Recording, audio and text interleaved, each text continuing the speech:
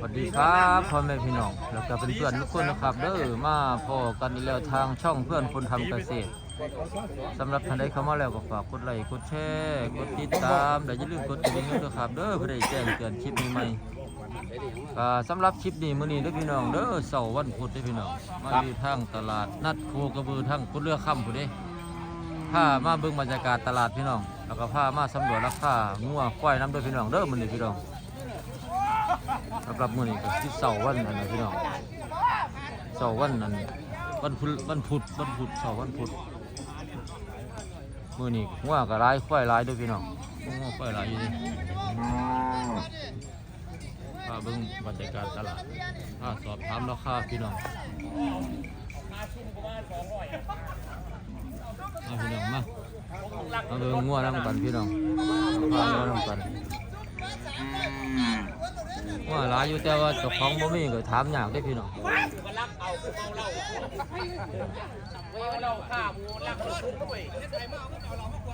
ใช่แล้วงัวเฮามีตัวใดเนี่ยล่ะแม่นเบิดนี่บ่โอ้หลายๆแม่นเบิดเนาะบ่ราคาหลายปานนี้ล่ะตัวตัวจำมาจะไปหาแสงนะงัวเนื้อเบิดบ่งัวเลี้ยงแม่ยีบ่ล่ะจำได้แม่เลี้ยงก็ได้เนาะเนื้อก็ได้เนาะพี่น้องเมียเท่าไรล่ะเมียราคานี่24,500ครับโอ้24,500เนาะแม่นี่เนาะ22,500ครับ22,500เป็นเล่ดิเนาะเป็นเล่อันนี้ก็แม่นบ่นี่ฟังนี่แม่นครับเท่าไรนี่23,500 23,500พี่น้องมีหลายตัวเนาะพี่น้อง23,500ก็มีอันนู้นนี่ก็แม่น22,500เบิดพี่น้องแม่นเบิดแถวนี้2,500ครับ22,500พี่น้อง22,500ราคาต่อรองได้ทุกตัวพี่น้องอันนี้ก็แม่นเนาะนี่ก็ราคาได้นี่36,500 36,500เนาะอันนอนนั่นเด้นอนตัวนี้24พี่น้องงัวเลี้ยงพี่น้องถ้า24,500พี่น้องเด้อแม่นางแม่สาวเนาะความสูงก็100เท่าใด130บาทเนาะอันนี้เด้นี่22,500คือกัน22,500อันมูทดก็แม่นเนาะ24,500พี่น้องมาทั้งทีมันตันหน้าคลองเพิ่น24,500อันนี้เด้นี่ตัวนี้แม่ม่านครับโอ้ม่านท้อง4เดือนแล้วครับเนาะท้อง4เดือน33,500กับ500พี่น้องม่านประกันม่านประกันท้องเนาะประกันท้องพี่น้อง103เนาะทึกบึกเล่นี่เด้บ่เป็นห้องเฮาเนาะบ่เป็นห้องเฮาเนาะของหมอน้ำเนาะสิเว้าว่าเนาะหมอน้ำด้วยพี่น้องเบอร์โทรติดต่อเฮาเบอร์096 365 0317เด้อพี่น้องเด้อหมอน้ำเด้อพี่น้องเด้อครับขอบคุณครับครับผมมาบึงมาเล่นนี่พี่น้องของเฮาเนาะบ่แม่นเนาะได้หยังมามื้อนี้แม่ม่านโอ้บ่เทิงๆพุ่นเนาะเดี๋ยวจังขึ้นไปเทิงๆพี่น้องนี่พี่น้องหมอน้ำเบิดแถวนี่พี่น้องบ่ได้สนใจก็ติดต่อมาเด้อพี่น้องเด้ออากาศเย็นหนาวพี่น้องเย็นหนาวครับทั้งสกลนครหนาวเด้อพี่น้องเด้อหนาวนะครับเด้อมื้อนี้เด้อได้มาจักตัวละมื้อนี้3ครับนี่ได้มา3ตัวพี่น้องของหอยท่มพี่น้องแม่นางเนาะแม่นางครับแม่นางพี่น้องแม่สาวใหญ่เลยเนาะครับมันสมเราไปนี่ยังครับงัวน้อยครับงัวยังน้อยอยู่สูงเท่าใดความสูงเพิ่นสูง137อยู่บ่ครับ137พี่น้องเครื่องดำเนาะเครื่องดำครับราคาเพิ่นเท่าใดล่ะราคาเปิดไว้47ครับ47,000เนาะครับผมราคานี่ราคาต่อรองเอาต่อรองได้พี่น้องอีกตัวนึงเนาะอันนี้47,000พี่น้องครับเบิ่งเอาครับนุ่มนิ่มดีเบิดครับบ่มีเฮ็ดแบบนี้หรอกครับสีนุ่มแข้งขาดีเรียบงามพร้อมครับงัวน่ะอีกแม่นึงเนาะแม่นี่เนาะแม่นี่ครับตัวนี้ห้องนะครับเด้อโอ้มากแล้วพี่น้องสมยังเอาไว้ลูก KF ครับ KF เนาะลูกไส้ KF พี่น้องแม่เพิ่นสูงเท่าใด140ขึ้นเยอะครับ104พี่น้อง40บวกพี่น้องสมได้จักเดือนแล้วบ้าน2เดือนประกันห้องบ่ประกันห้องเรียบร้อยพี่น้อง2เดือนประกันห้องราคาเฮาตั้งไว้เปิดไว้50,000เนาะราคาที่มาต่อรองเอาเนาะครับง้อฟัน2นึงนะครับนั่นเอง2เนาะเขียว2เรียบครับง้อเขาได้ขึ้นเขียว2เพียงพอดีสมครับผมก็สมมาแล้ว2 เดือนประกันห้องพี่น้องครับผมราคาอยู่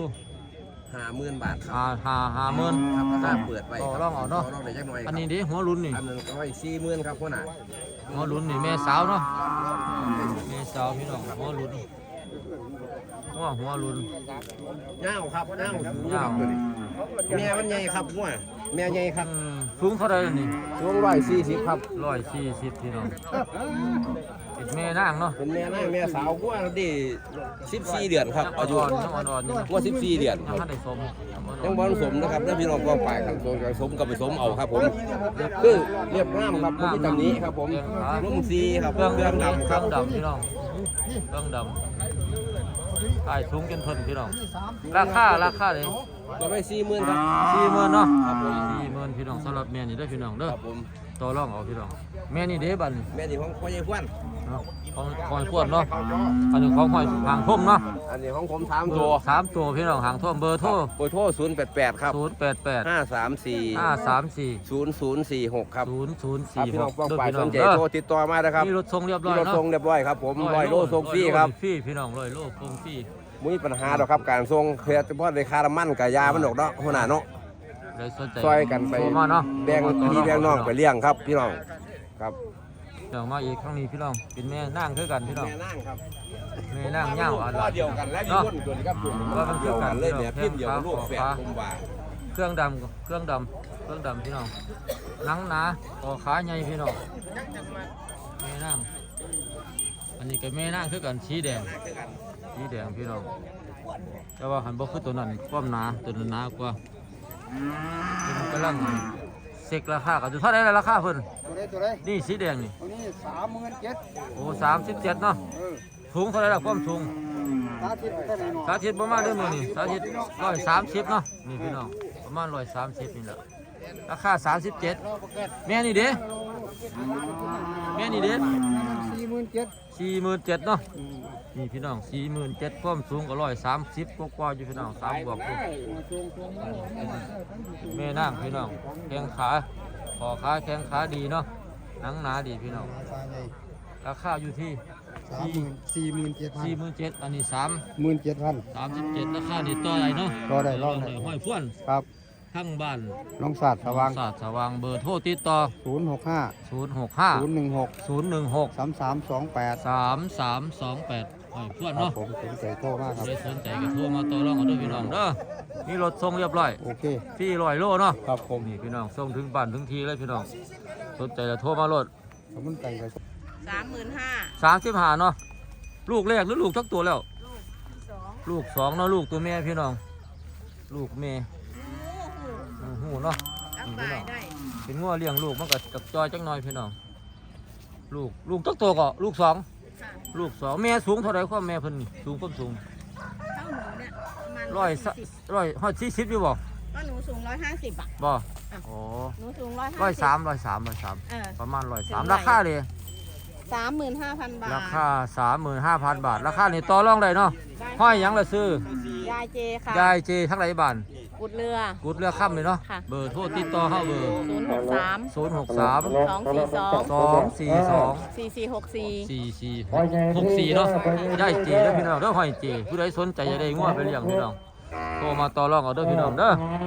ต้องมาเบิ่งแม่ม่านเนาะแม่ม่านอันนี้ก็แม่ม่านคือกัน ครับ แม่ม่านแม่นี่ได้ลูกจักตัวแล้วนี่ ลูกตัวที่2ในท้อง ลูกสองในท้องพี่น้องลูกสองแม่เพิ่นนี่สูงเท่าไหร่แม่เพิ่น 145ครับ 145พี่น้องเป็นงัวแดงเม็ดข้าวเปียกแดงนี่เครื่องดำพี่น้องความสูง104บวกอยู่พี่น้องเพิ่นสมไปแล้วเนาะ ครับสมนะครับ สมได้จักเดือนแล้ว 6 เดือนครับ 6เดือนพี่น้องสมน้ำเสื้อนอกบ่ ครับ น้ำเสื้อนอกพี่น้องบอกยังล่ะพอเพิ่นเพิ่งรู้แล้วนี่พี่น้องบอกอีหยังฝรั่ง เด็ก907ครับ เนี่ย907น้ำเสื้อประเทศนอกเนาะ ครับ สมแต่วันที่เท่าใดล่ะนี่เนาะ วันที่28พฤษภาค พ รั ฤ บ ษภาพี่น้องนี่แหละแม่สำหรับแม่นี่เนาะ ครับ ผ่านเลยหรอประกันท้องบ่นี่ กับประกันท้องครั รา บ คาประกันท้องพี่น้องราคาเพิ่นเปิดไว้ เปิดไว้65ครับ 65ราคานี่ประกันท้องพี่น้อง ครับ ความสูงของง่วงก็140บวก145แบบพี่น้องเพิ่นว่า 140บวกครับ ราคาอยู่ที่ 65ราคานี่ต่อรองเอาเด้อพี่น้องเด้อสำหรับแม่นี่เด้บัดนี่ นี่ก็ท้องครับท้อง แม่นี่ก็ท้อง6 เดือนเนาะ ครับ เพิ่นเคยได้ลูกมาแล้วไป ค ได้ลูกตัวหนึงแล้วครับ ได้ลูกมาลูกหนึ่งลูกสองในท้องพี่น้องอันนี้ก็สมไปคือกันเนาะ ครับ ประกันท้องคือกัน ประกันท้องคือกันครับ ประกันท้องความสูงก็ซ้ำกันเนาะ140กว่าเนาะ ครับ140บวกพี่น้องความสูงเพิ่นเป็นลูกเป็นงัวลูกที่ ลูกที่สองในท้อง ที่สองในท้องพี่น้องเพิ่นสมบางอย่างบักโทนี่ไว้ ครับ โทนี่1พี่น้องโทนี่ไว้สมตั้งแต่วันที่อีหยังวันที่คือว่าวันที่50พฤษภาคม 30ครับ บ่โอ้ตาบ่เคย ตาคนหนุ่มเนาะแค่ตาคนเฒ่าอยู่สมวันที่30พฤษภาคมสมไว้ได้หลายเดือนแล้วเนาะประกันท้องคือกัน ราคาเดียวบาทนี่ 65คือกันครับ ราคา65คือกันเนาะ ครับ ราคาเดียวกันพี่น้อง มักคู่ก็ได้ มัก แย แพ็ค ก็ คู่ก็ ได้ ได้เนาะ ครับผม ราคานี่ก็มีส่วนลดอยู่เนาะ ครับ ต่อรองได้เด้อพี่น้องเด้อ มีรถส่งครับ มีรถส่งฟรีจักโลเหรอส่งนี่ ร้อยโลส่ง โอ้ ฟรี ร้อย คบ โลนี่ส่งฟรีเนาะ ครับ ผู้ใดสนใจก็โทรมาหาห้อยเย็นนี่เนาะ ครับห้อยเย็นครับ บุษ ไม่ใช่บุญ ข้าว เย็นครับ ไม่ใช่บุญเย็น ครับ เบอร์โทรติดต่อเฮาเบอร์ 085 085 696 696 6627 6627ได้อพี่น้อง ครับ เด้อ พ่ ผู้ อ ให ใหญ่ ญ่ บุ บุ ญ ญ เย็ เย็ น นคู่สะข้าม ครับ ว่านอนว่านอนพี่น้องผู้ใดสนใจได้งัวงามๆไปเลี้ยงแหละโทรมาเด้อพี่น้องเด้อมาต่อเอา ครับ ใช่ละห้อยเลือดสักเจ้า มีแม่นนะครับ นี่เนาะ มีกระแม่นครับ นี่ก็แม่นเนาะ ครับ อันนี้เด้แม่นบ่นี่ แม่นครับแม่ลูก โอ้เป็นแม่ลูกพี่น้องแม่ลูกลูกแม่เนาะ ลูกแม่ครับ ลูกแม่พี่น้องลูกแม่เพิ่นนี่ได้ลูกจักตัวแล้ว กรุงเทพนะครับ โอ้ลูกสองลูกสองพี่น้องแม่นี่สมอีกกับไปสมอีกแล้วบ่ สมแล้วครับ โอ้แม่สมเรียบร้อยพี่น้องเอามือกองเนาะพี่น้องเพิ่นสมแล้วแม่ลูก ป้ายทะเบียน แม่เพิ่นสมไปแล้วเรียบร้อยเพิ่นว่าพี่น้อง กรุงเทพนะครับ ลู พี่ ก น้อง ตัวแม่ กลางให้กลางครับ เปิดไว้หลายในราคาเพิ่น 47ครับ 47,000เนาะ 47,000 ขอความกรุณาเด้อ พัน เด้ พี่น้องเด้อแม่นี่สูงร้อย เป็นยัง สาม ประ บา กัน ท เด้อพี่น้องเฮานะค ต้ รั อบ งสูงเนาะอันนี้เด้ 846นี่นะครับ แม่นี่ครับ ป้ายกรุ พี่ ง น้อง เทพนะครับ นี่เนาะ ครับ โอ้นี่พี่น้องลูกงามลูกเพิ่นบ่นี่ ลูกคนครับ โอ้แม่บ่งามเจ้าลูกงามพี่น้องลูกสีแดงลูกแม่ย่างดีเนาะ ลูกแม่ย่างดี ลูกแม่ลูกจักตัวแล้ว ตัวเนี่ยตัวสองครับตัวสามทับแล้วครับ โอ้ลูกสองพี่น้องตัวนี้เครื่องดำพี่น้อง เดือนด ตัวที่สามในท้องทับเรียบร้อยได้จักเดือนแล้ว ำก็ได้ของ2เดือนของรอบครับ โอ้ผ่านมาสองรอบแล้ว ครับ พี่น้อง ผ่านมา ความ สองรอบ สูงของแม่เพิ่นนี่สูงเท่าใด 140 140เนาะราคาเด้บัดนี่ ก็มัน57ครับ 57,000 ครับ ราคานี่จะมาต่อเอาเนาะ ครับต่อ อันนี้เด้แม่นี่แม่นบ่นี่ แม่นี่มันครับแม่สาว โอ้แม่สาวพี่เนาะนี่พี่น้องนี่แม่สาวพี่น้องแม่สาวโอ้สาวพี่น้องสูงความสูงของเพิ่น 140ขึ้นอยู่ครับ 140เนาะ ครับ แม่สาวหน่อยยังพร้อมผสมไปนี่ กับพ่อผสมผู้นี้ครับ พร้อมผสมพี่น้องแข้งขาดีเนาะตอนนี้บ่มีเนาะ อันนี้มันมีครับนี่จะมีมันมี ราคาเปิดไว้ ราคาเปิดได้7,000ครับ37 37,000เนาะ 37,000 ราคานี่ต่อรองเอาเนาะ ครับ พอเลิศเดิเนาะ พอเลิศครับ ทางใดบ้านเฮาบัด บ้านกับบ้านบางท่องคำชะโนดค บ้า รับ นบางท่องคำชะโนด คำชะโนดอำเภอบันดุงครับ อำเภอติดต่อเฮา กับ087 087 034 034 1926 1926 ครับ 26เนาะพอเลิศเด้อพี่น้องเด้อมีรถส่งเรียบร้อยเนาะ มีรถส่งเรียบร้อย มี ครับ ส่งฟรีเท่าไหร่นี่ ครับ ส่งฟรีจักโล ส่งพี่ร้อยโลมากครับ โอ้100โลลงมานี่ส่งฟรีเนาะ ครับครับครับ เด้อพี่น้องเด้อเพิ่นว่าพอเลิศว่า100โลลงมานี่ส่งฟรีผู้ใดสนใจก็โทรมาติดต่อ ครับ พี่น้อง ติดต่อได้เลยครับเด้อ พอเลิศทางคำสนุดพุ่นล่ะพี่น้อง ครับ แม่ลูกเพิ่นบ่ล่ะแม่ลูกพี่น้องมีบ่ ครับผม แม่ลูกจักตัวแล้ว ลูกตัวที่แรกครับ โอ้ลูกแรกเนาะแม่เพิ่นนี่สมอีกไป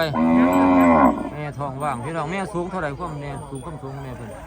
จังหวะซึ่งว่าได้อยู่3ที่ 103เนาะประมาณ103พี่น้องแม่ท้องว่าง ลูกตัวผู้ลูกผู้ราคาเพิ่นเปิดไว้หลายไปเลย ครับเปิดได้45,000เนาะแม่ลูกนี่เนาะราคา45,000ราคาเด็ดต่อรองเลย ต่อรองได้ครับ มาจากตัวละมื้อนี่ เอาหัวมาตัวนึงมาซื้อตื่นมากัน โอ้มาซื้อเติมใครอีกตัวนั้น แม่ของเขา โอ้แม่ขาวนี่เนาะพี่น้องมาเบิ่งแม่ขาวนี่นํเจ้าเดียวกันกับตัวเมื่อกี้นี่พี่น้องแม่ขาวนี่ครับไหนราคาเพิ่นโอ้ราคา22พี่น้องแม่ขาวนี่ราคา22,000เนาะราคานี่ต่อรองได้ ต่อรองได้ครับ ต่อรองได้ห้อยหยังล่ะซื้อ ไม่เริ่มครับ ห้อยเริ่มทางใดบ้านเฮา อยู่คนละคันอยู่แล้วครับ เรือข้ามเบอร์โทรติดต่อ 082 082 118 118 3552 3552ราคานี่ต่อรองได้มีรถส้มเรียบร้อยเนาะ ก็ได้ ส่งฟรีจักโลแล้วนี่ ประมาณจะ50 โลนะ โอ้ส่งฟรี50 โลหันไกลก็ซอยค่าน้ำมันเนาะ รถมันเก่าร ถเก่าไปบ่หมดรถไกลนี่พี่น้องเพิ่นว่าส่งฟรี50 โลว่าซั่นผู้ใดสนใจเลยก็ต้องโทรมาเด้อพี่น้องเด้อมาต่อรองเอาพี่น้องงัวนุ่มห้องไผละหอยท้องพันห้องไผล่ะบ่โอ้เจ้าว่าอะไรได้ ตัวละ13 ตัวละ13,000พี่น้อง 40,000ผู้ใด มันเป็นงัวแม่เบิดบ่นี่ 40,000ดังนักพุ่นละ โอ้งัวแม่เบิดพี่น้องเป็นเล่พี่น้องงัวมันเล่เป็นนั้นเป็นนม ของไอ้ที่ เป็นงัวนมงัวนมพี่น้องแม่เบิดคือโตงัวนมมันเป็นงัวสาวแม่สาวด้วยเนาะพันได้ลูกบ้านเนาะมันยังอนาคตมันยังสีได้ลูกอยู่เนาะได้ลูกด้วยนี่พี่น้องซื้อไปรีดนมกินนมเบิด4 ตัวนี่กินบ่เบิดนมมันนี่จักบาทล่ะทั้งเบิดนี่ ตัวละ3,000นี่เนาะ อู้ตาย 342 50,000ตัวหนึงนี่บ่ จ้า ตัวละ13หาร้อยใช้แล้วเจ้าของเพิ่นนี่บ่มีเบอร์โทรบ่ล่ะยายบางเที่ยเพิ่นสนใจอยากได้นำเบอร์โทรติดต่อเฮา บ้านไหน บ้านได้ละบ้านบ่ได้ซื้อแล้วนี่เด้อตัวนึงได้ตัวละ3,000 ศูนย์หยัง 068 ทางพญาทองคำรถไฟหนึ่งพ่อคันนี่ จำได้อยู่บ่ รถปากกานัง ลืมเบอร์เนาะยาย ปา เนาะ จี้นัง078 216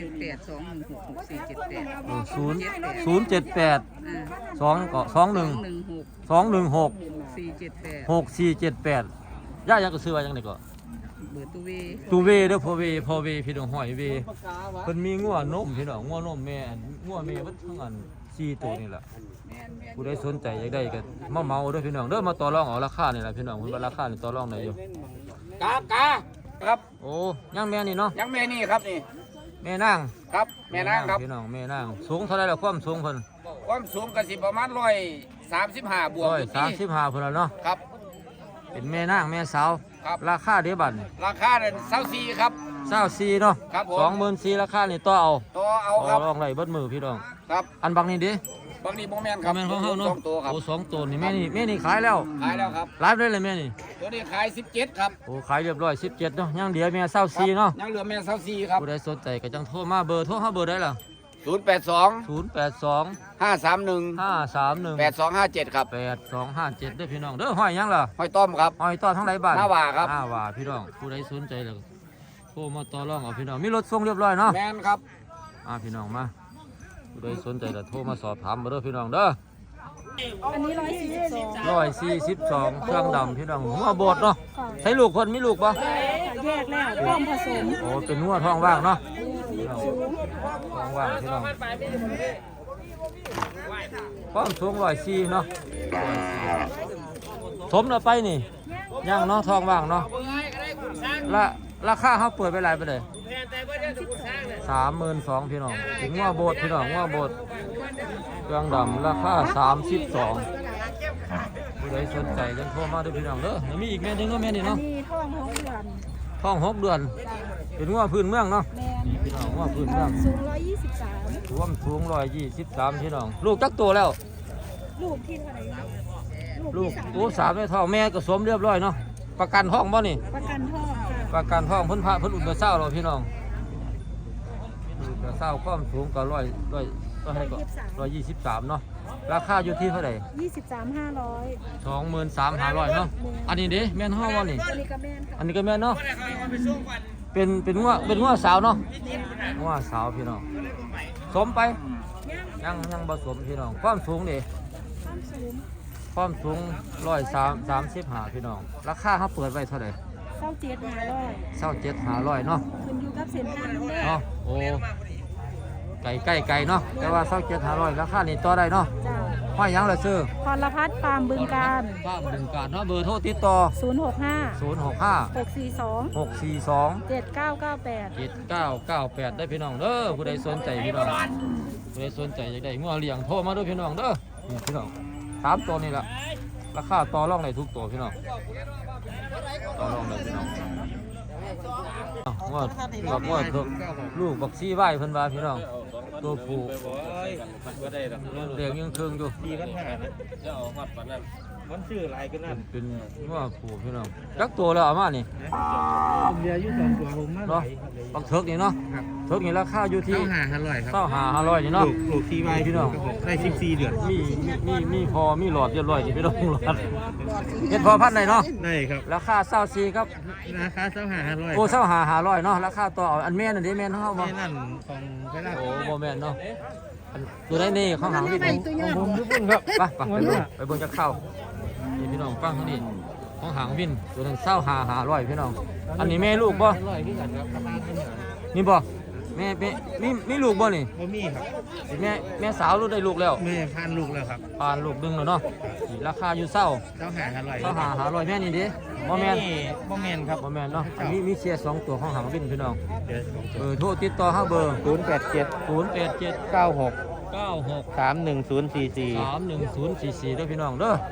ผู้ใดสนใจก็โทรมาต่อรองเอาพี่น้องมีรถส่งเรียบร้อยเนาะ ครับ พี่จักโลนี่ ก็ใกล้ๆเลยครับ ใกล้ๆเนาะ ได้อยู่ ใกล้ๆพี่น้องใกล้ๆได้อยู่เพิ่นว่าพี่น้องผู้ใดสนใจก็โทรมาเด้อพี่น้องเด้อพี่น้องมาเบิ่งแม่ลูกลูกแม่หรือลูกผู้ล่ะพี่น้องลูกตัวผู้ลูกสีแดงลูกแรกพี่น้องแม่เพิ่นนี่สูงเท่าใด140พื้นที่นี่พี่น้องเครื่องอมพี่น้องเครื่องอมลูกตัวผู้พี่น้องลูกผู้เพิ่นว่าลูกที่แรกบ่ลูกแรกบ่ติลูกแรกพี่น้องลูกตัวผู้เด้อพี่น้องเด้อเปิดราคาไว้เท่าใดล่ะ45ราคานี่ต่อรองได้เนาะมีรถส่งเรียบร้อยส่งฟรีจักโลนี่โอ้50โลเนาะส่งฟรีเนาะพี่น้องนี่เป็นง้อแม่ลูกเนาะพี่น้องเด้อ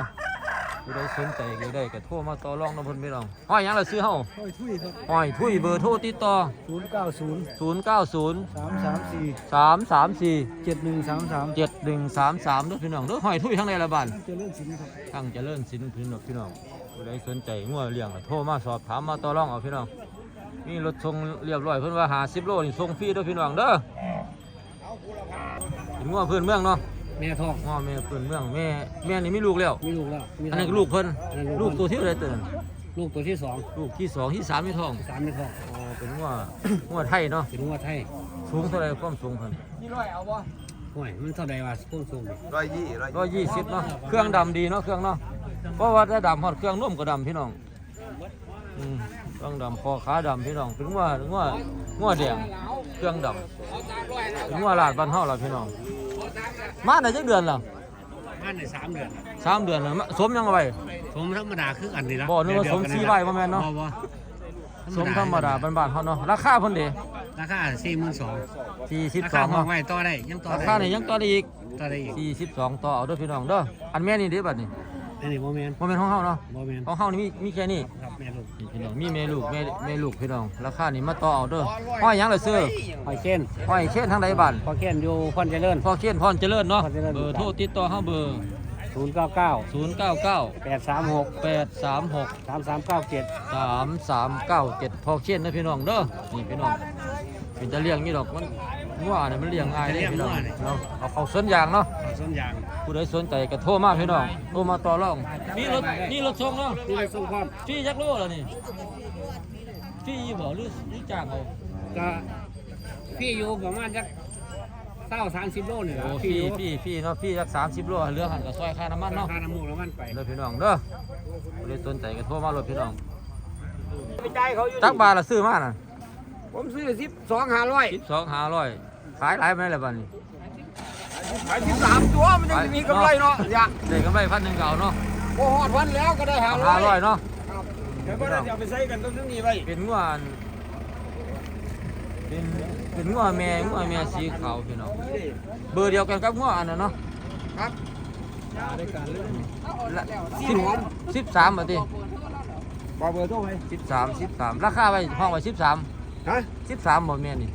ผมซื้อ12,500จุ่มมาผูกเลยผมนี่ขาย13เคย ขาย มีคนซื้อ 13อันพวกนี้ก็แม่นหมู่เดียวกัน ครับ เท่าไหร่จะขายได้นี่ เท่าใดราคา อยากได้ตัวละ13,500เบิดนี่ 13 เอา 500 53,000ไป 53,000 เอาหลอด50,000ได้บ่ ก็ คือว่าเทินกันไปโลด เพิ่น พี่รอยักวางบัดนี้ บ่เขาให้8,000ก็ขายบ่ได้อยากได้เทิน จะได้เพิ่นเนาะเพิ่น50,000ไปพี่น้องเป็นงัวแม่บ่นี่เป็นเลี้ยงกินนมมันกินนมได้บ่นี่มันมีนม ใช่ เป็นเลี้ยงนมรีดนมเลยไหม บ่แล้ว บ่มีแต่เอาไปเฮ็ดซีนบ่บ่อะนึกว่าเลี้ยงไว้กินนมบ่ได้เนาะมันจะบ่มีนมเหมือนกันตัว จังน้อยก็รีดนมมันกินปูดเต็มปา เนาะ ก เต็มปากเลยแล้ว บ่48ก็บ่ได้ มันซื้อ50,000เพิ่นเพิ่นว่า รถได้กำไรจักพันจักได้ไปไม่ได้ซื้อ เนาะ มันซื้อเอา2,000ไปเอากำไรพันเดียว จักแล้ว โดดีบาทนี่ต้องกระโดดดีบาทไว้มักไว้ประสิทธิ์ไว้นี่ เขาว่าเนี่ยมันหอมปั่นเนี่ยค่อยร้อนเด้ เฮ้อเนื้อหอมบ่ ดีเด้ 40,000เนาะ โอ้ยก็ได้3ตัวไป นี่พี่น้องมันเป็นงัวนมแต่เจ้างัวนี่มันเป็นพันธุ์จังซี่เด้มันบ่เป็นพันธุ์เนื้อเนาะมันเป็นพันธุ์นมมันสิจอยมันนมหลายพอเป็นงัวสาวให้ได้เสิร์งเนาะเป็นงัวน้อยแม่งัวโตกำเลี้ยงแม่พระเจ้าเลี้ยงบ่ดีเนาะ 40,000บ่ได้บ่ เอาไปเฮ็ดเนื้อมันถึงอยู่บนราคาเนื้อมันบ่ค่อยมีเนื้อเลยว่ามันมีแต่กระดูกบ่ทอนี่แหละเนาะอันนี้หลายก เอา ว่า เงินแม่เอาเงินมาเนี่ย40,000กับ200โอ้อัน12,000กับ200มันสิสวม ตลาดนัดโคกระบือทั้งอันบ้านกุลละค่ำเด้อพี่น้องเด้อสำหรับมื้อนี้ก็สายเด้อพี่น้องตลาดเริ่มบ่ายเขาเจ้าลืมคนเมื่อแล้วพี่น้องตลาดมื้อนี้ก็บ่ค่อนข้างคึกคักปานใดพี่น้องเพราะว่าช่วงนี้คนบ่ค่อยมีเงินพี่น้องเงินก็บ่ค่อยหลายปานใดเกษตรกรก็ยังบ่มาหางัวไปเลี้ยงอยู่พี่น้องก็เลี้ยงซื้อก็บ่หลายมันช่วงเศรษฐกิจบ่ค่อยดีเนาะพี่น้องเนาะแกมาบ่ได้ขายแกเมื่อแกไปตลาดอื่นพี่น้องเกษตรกรก็นำไปเบิ่งอีกเรียกไปเรียกมาก็ไปถือตัวเก่านั่นล่ะพี่น้องเพราะว่าถ้าเจ้าแกกลับไปแกก็มาอยู่เฮาก็หลงเที่ยก็ได้เขาสิไปซื้อเอาตัวใหม่บ่แม่นไปหลงซื้อเอาตัวเก่าพี่น้องมันตาลายสำหรับคลิปนี้มื้อนี้เอาไว้ซ้ำนี้ก็เด้อครับเด้อคลิปหน้าพอกันใหม่ก็สำหรับคลิปนี้มื้อนี้ขอจบไปเพียงแค่นี้ขอบคุณหลายๆสวัสดีครับ